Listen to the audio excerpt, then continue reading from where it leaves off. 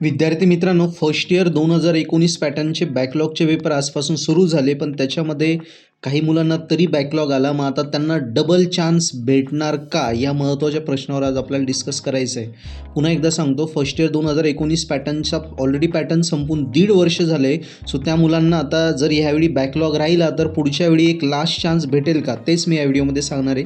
मला सकाळपासून जवळजवळ M1चा पेपर आज झाला, त्याच्यानंतर जवळजवळ 8 एक मुलांनी हा प्रश्न विचारला आहे कमेंट्समध्ये. 1-2 कॉल पण आले होते. मग मी एवढं क्लिअर करून देतो की फर्स्ट इयर 2019 पॅटर्नच्या मुलांना आता हा नोव्हेंबरचा हा जो चान्स होता, याच्यानंतर एक लास्ट चान्स तुमचा मेमध्ये राहील, म्हणजे सब्जेक्ट काढण्यासाठी. पण आपण हे मी माझं म्हणणं सांगितलं आहे.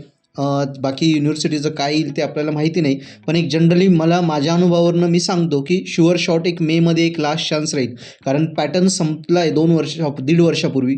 त्याच्यानंतर ॲटलिस्ट 1-2 वर्षभर तरी पेपर होतात. म्हणजे ॲटलिस्ट मेमध्ये एक लास्ट चान्स, जून 2026 साली तुम्हाला एक लास्ट चान्स द्यायला पाहिजे आणि राहील पेपर. पण तरी तुम्ही असं धरून चला की आपल्याला एकही चान्स नाही, हाच लास्ट चान्स नोव्हेंबरचे धरून पेपर द्या, जेणेकरून तुम्ही क्लिअर होशाल.